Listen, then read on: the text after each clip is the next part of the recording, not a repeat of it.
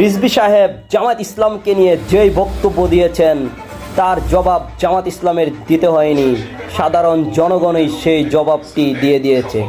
এখন কি জবাব দিয়েছে সেই কমেন্টটি এখন আপনাদেরকে পড়ে শোনাবো। দেখুন, একজন কমেন্ট করেছে, চোরকে চোর বলা যায় না, এই নিয়ম পাল্টাতে হবে বাংলাদেশ থেকে। চাঁদাবাজিটা বন্ধ করেন, চাপাবাজি হচ্ছে সত্য।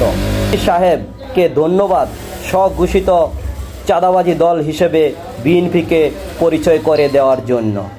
তারপরে কমেন্টটি দেখুন, রিজভী সাহেব চাপাবাজি কইরেন না, চাপাবাজি কইরেন না, আপনার চাপাবাজি সবাই শাক দিয়া মাছ ডাকা যায় না, 5 তারিখের পরে আপনাদের চরিত্র সবাই দেখে ফেলেছে। তারপরে দেখুন, আল্লাহর কুরআন দিয়ে দেশ চলবে ইনশাআল্লাহ। জীবন একটি ব্যাংক তৈরি করতে পারেন নাই, শুধু লুটপাট করে খেয়ে বিদেশে পাচার করেছেন। চাঁদাবাজকে চাঁদাবাজ বললে গায়ে লাগবে, এটাই স্বাভাবিক। এই চরিত্রের জন্যই বিএনপি গত 15 বছর আন্দোলন করেও মানুষের সম্পৃক্ততা নিশ্চিত করতে পারেনি।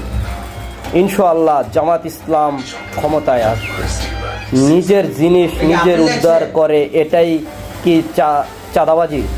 ইসলামী ব্যাংক শহীদ মীর কাসেম আলীর প্রতিষ্ঠা করেন। আপনারা চাপাবাজি বন্ধ করতে পারছেন, নিজের দুর্বলতা স্বীকার করেন।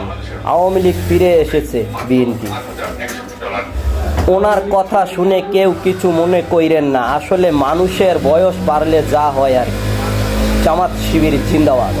আপনারা দেখুন, এই পর্যন্ত যতগুলো কমেন্ট পড়েছি একটি কমেন্টও রিজভীর পক্ষে পাইনি। জামাত ইসলামকে নিয়ে এই ধরনের কথা বললেন, এটা আমরা কখনো আশা করি। যাই হোক, যত নিচে যাব ততই তাকে নিয়ে বিভিন্ন ধরনের কথা হবে। এখানেই শেষ করছি। আসসালামু আলাইকুম। আমি স্ক্রল করছি, আপনারা কমেন্টগুলো পড়ে নেবেন। ধন্যবাদ, সবাই ভালো থাকবেন।